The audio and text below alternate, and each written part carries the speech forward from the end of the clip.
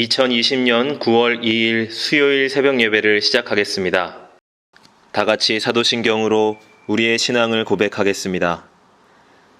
나는 전능하신 아버지 하나님, 천지의 창조주를 믿습니다. 나는 그의 유일하신 아들, 우리 주 예수 그리스도를 믿습니다.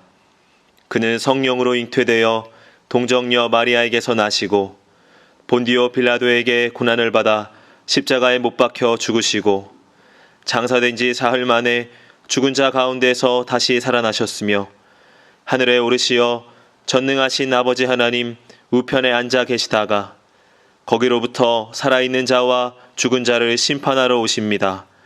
나는 성령을 믿으며 거룩한 공교회와 성도의 교제와 죄를 용서받는 것과 몸의 부활과 영생을 믿습니다. 아멘. 다 함께 찬송가 151장을 부르시겠습니다.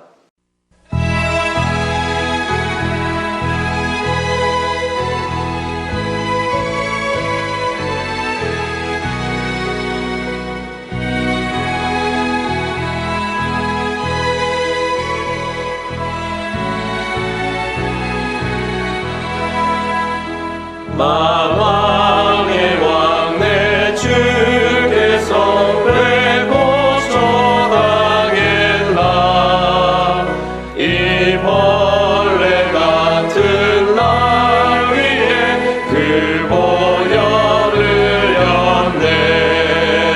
십자가 내가 처음 볼 때에 나의 맘에 큰 고통 사라져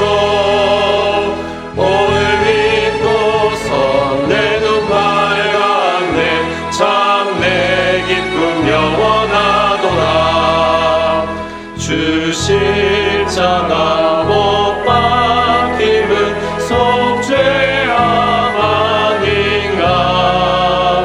그 긍휼함과 그 은혜 말할 수 없도다. 십자가 내가 처음 볼 때에 나의 맘에 큰 고통 사라져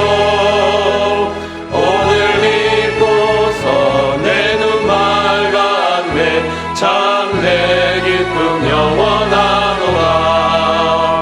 늘 울어도 그 은혜 다 갚을 수 없네. 나 주님께 몸 바쳐서 주의 일 있으리. 십자가 내가 처음 볼 때에 나의 맘에 큰 고통 사라져 오늘 믿고서 내 눈 맑았네. 참 내 기쁨 영원하도다.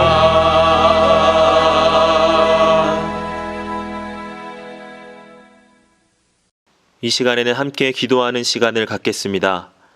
민족의 복음화와 세계 선교를 위하여 우리 교회 3133 비전과 담임 목사님, 부교역자들과 직분자들, 사명자들을 위하여 코로나19로 인해 신음하는 이 민족을 긍휼히 여겨주시고 속히 치유하여 주시도록 우리 교회 교우들의 가정과 직장과 사업장을 붙드시고 환우들을 치유하시도록 이 시간 함께 기도하도록 하겠습니다.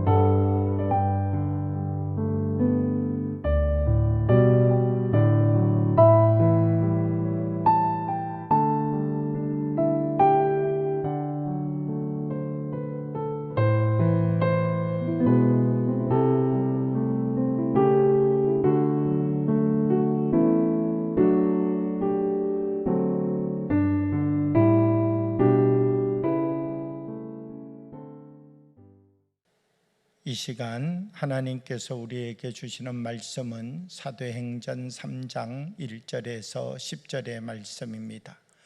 제가 봉독해 드리겠습니다.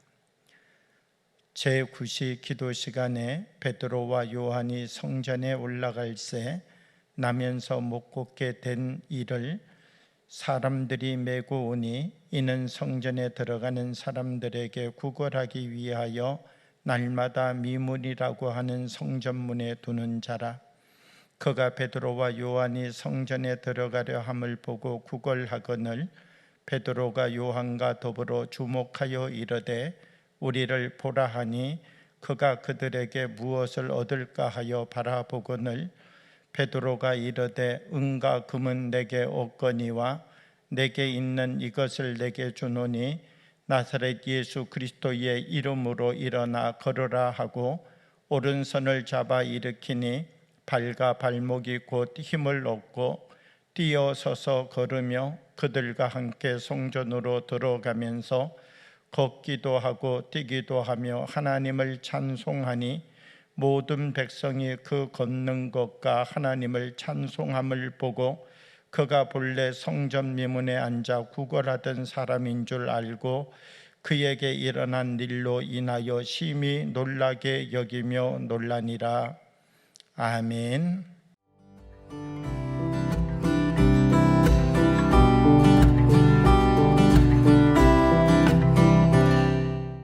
20세기의 가장 위대한 바이올리스트 중에 한 사람인 프리츠 클라이슬러라고 하는 분이 있습니다. 이 클라이슬러라고 하는 분은 사실 어렸을 때부터 의사였던 아버지의 영향을 받아서 나도 자라나면 의사가 되어야 되겠다 이런 생각을 가지고 유년기를 보냈습니다. 그러나 유년기를 보내면서 점점 음악에 더 깊이 빠져들기 시작했습니다. 그가 자라나서 이제 자기의 장래의 진로를 정하게 되었을 때 아버지의 뒤를 이어서 의사가 되어야 될 것인지 그러지 아니하면 내가 정말 좋아하는 음악가로 삶을 살아가야 될 것인지 이것을 선택해야만 되는 기로의 자리에 서게 되었습니다. 클라이슬러는 한참을 고민하다가 음악을 선택했습니다. 나는 아무리 생각해도 음악가가 되어야 되겠다. 내가 의사가 되어서 사람의 몸을 고치는 것도 중요하지만 음악을 통하여서 사람의 마음속에 자유를, 기쁨을 그 무엇으로도 표현할 수 없는 한이의 세계를 알아갈 수 있도록 내가 음악을 통하여서 그 누군가의 마음을 참된 기쁨의 자리로 한번 인도해 주는 사람이 되어야 되겠다. 그런 결단을 하고 음악가의 길을 가게 되었습니다. 어느 날 클라이슬러가 골동품 가게 앞을 지나가다가 바이올린 하나를 보게 되었습니다. 마음에 너무 들어서 이것을 내가 사야 되겠다 생각하고 골동품 가게 주인에게 이 바이올린을 나에게 팔라고 이야기를 했습니다. 그런데 골동품 가게의 주인은 무엇이라고 말을 하였느냐라고 하면 이 바이올린은 팔 수 없다는 것입니다. 이 바이올린은 주인이 고장이 나서 자기에게 고쳐달라고 맡겨놓은 것이지 팔라고 여기에 가져다 놓은 것이 아니라는 것입니다. 크라이슬러는 그 골동품 가게의 주인에게 이 바이올린의 주인이 누구신지를 물어서 그 주인을 찾아가게 되었습니다. 내가 이 바이올린을 한번 사고 싶은데 나에게 팔지는 않겠습니까? 그런데 이 바이올린의 주인은 이미 이 바이올린은 어느 곳에 기증하기로 되어져 있어서 당신에게 팔기가 어렵다는 것입니다. 이것은 내가 이미 박물관에 가져다가 이것을 주기로 이미 약속해 놓은 상태라는 것입니다. 크라이슬러는 그분께 다시 한번 부탁했습니다. 그러면 내가 이것을 한 번만 연주를 해봐도 되겠습니까? 그러자 바이올린의 주인은 기꺼이 크라이슬러에게 이 바이올린을 연주하는 것은 허락해 줄 수 있다고 이야기를 하였습니다. 크라이슬러는 그 앞에서 자기가 이 바이올린을 보면서 느꼈던 모든 감정을 다 담아서 연주를 해보았습니다. 오고 가는 사람들이 이 연주의 소리를 들으면서 하나 둘씩 모여들기 시작했습니다. 그리고 바이올린의 주인도 이 크라이슬러가 연주하는 소리를 들으면서 정말 이 사람은 뛰어난 사람이다 생각을 하였습니다. 모든 연주가 다 끝나고 난 다음 바이올린 주인은 이야기했습니다. 이 바이올린을 당신에게 주겠습니다. 이 바이올린은 박물관에 있어야 할 물건이 아니라 당신의 손에서 연주되어야 될 악기라는 사실을 내가 깨달았습니다. 그러면서 주인은 아무 조건 없이 이 바이올린을 크라이슬러에게 주었다는 것입니다. 가지고 있는 것이 중요한 것이 아니라 이것을 사용할 줄 아는 것이 더 중요하다는 사실을 이야기해 주었다는 것입니다. 아무리 좋은 것을 가지고 있다 할지라도 그것을 연주하고 사용할 줄 모른다면, 아무리 훌륭한 것을 가지고 있다 할지라도 그것의 의미와 가치를 제대로 알고 깨닫지 못한다면 그것은 우리들에게 있어서 가치가 없는 것이나 우리들에게 있어서 무의미한 것과 별 다를 바가 없다는 것입니다. 아무리 좋은 것이 있다 할지라도 이것을 사용하지 못한다면, 아무리 놀라운 능력을 가지고 있는 것이라 할지라도 그 가치만큼 그것을 우리가 활용하지 못한다면 의미가 없는 것이라는 것이지요. 오늘 성경의 말씀을 보면 베드로와 요한의 이야기가 나옵니다. 예루살렘 성전을 향하여 기도하러 올라가고 있는데 거기에 나면서부터 걷지 못했던 한 사람을 보게 되었다는 것입니다. 만약 베드로와 요한이 이 사람을 보고 못 본 척하고 그냥 예루살렘 성전에 기도하러 올라갔다면 나면서부터 걷지 못했던 이 사람, 아마 그의 앞으로 남아있는 평생의 삶도 서서 걸어보지 못한 채 그의 인생은 마감하고 말았을 것입니다. 베드로와 요한 마가의 다락방에서 하나님의 은혜를 경험하였습니다. 성령의 역사를 체험하였습니다. 하나님의 살아계심이 무엇인지를 깨닫고 다시 한번 발견하게 되었습니다. 그리고 난 다음 저 예루살렘 성전을 향하여 기도하러 올라가는데 거기에 나면서부터 걷지 못했던 한 사람을 발견하게 되었습니다. 마음속에 성령이 주시는 말씀이 있습니다.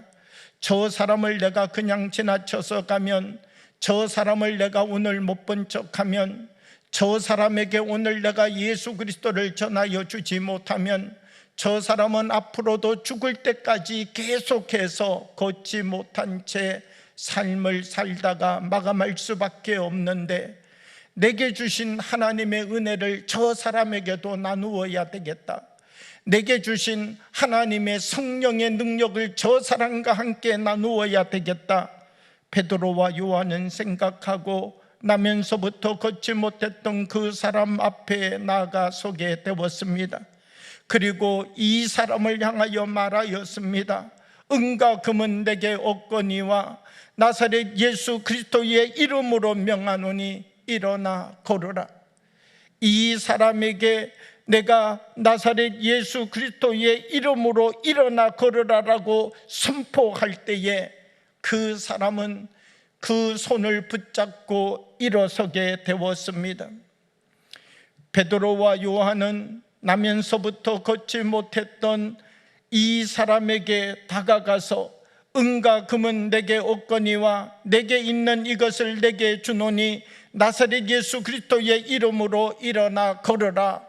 오른손을 내어 밀어서 그를 붙잡아 일으키게 되었습니다. 그랬더니 이 사람 일어서더니 뛰기도 하고 걷기도 하면서 성전으로 들어가서 하나님 앞에 찬양하는 역사가 일어났다라고 성경은 우리들에게 증거하여 주고 있습니다.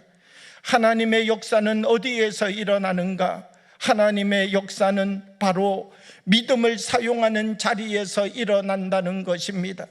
하나님이 우리 한 사람 한 사람에게 하나님의 말씀을 주시고 하나님의 능력을 주시고 우리 한 사람 한 사람에게 성령의 기름 부으심과 체험을 허락하여 주셨는데, 우리가 하나님이 주신 은혜를 받아서 어떻게 사용하고 있느냐가 중요하다는 것이지요.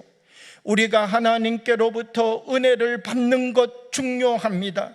그러나 은혜를 받았는데 은혜를 받지 않은 사람처럼 살아간다면 은혜를 받는 것이 우리에게 어떤 의미가 있겠습니까? 그런데 우리가 하나님의 은혜를 받았다면 하나님의 은혜를 받은 것을 사용하며 살아갈 수 있는 사람이 되어야 된다는 것이지요. 하나님이 내게 주신 그 깊은 은혜를 우리가 말씀과 은혜 가운데 다시금 붙잡고 하나님이 내게 주신 은혜로부터 또 다른 주의 역사를 일으켜 갈 수 있는, 하나님께서 우리 한 사람 한 사람에게 베풀어 주신 말씀을 붙잡고 하나님이 우리에게 주신 이 말씀으로부터 일어서서 하나님, 우리가 내게 주신 말씀을 붙잡고 오늘도 이 말씀을 의지하여 살아가는 사람이 되겠습니다. 말씀을 우리가 가지고 있는 것 중요한 것 아니라 주님이 우리에게 주신 말씀을 붙잡고 이 말씀대로 사용하고 이 말씀을 우리가 의지하면서 살아갈 수 있는 힘을 갖는 것이 우리에게 중요하고 소중하다는 것입니다. 오늘도 우리가 이 하루를 살아가면서 다시 하나님을 바라보는 하루가 되어지기를 원합니다. 오늘 우리가 이 하루의 삶을 살아가면서 이 하루를 통하여서도 하나님이 우리에게 허락하여 주시는 말씀을 붙잡고 이 말씀을 사용하며 살아갈 수 있는, 그 능력을 사용하며 살아갈 수 있는, 그 사랑을 베풀며 살아갈 수 있는, 하나님이 내게 주신 것을 우리가 가지고서 감춰놓고 살아가는 것 아니라 하나님이 내게 주신 것을 우리의 몸을 통하여 선포하고 나눠주고 그 누군가의 손을 붙잡아 일으켜 줄 수 있는 삶을 살아가는 은혜가 우리의 삶 가운데 주어지기를 원합니다. 오늘 이 하루를 통하여서도 주님이 내게 주신 모든 은혜와 능력이 나를 통하여서 다시 넘쳐나는 하루의 삶을 살아가는 믿음의 날이 되어지기를 그리스도의 이름으로 축복합니다. 주신 말씀을 생각하며 잠시 묵상으로 기도하겠습니다.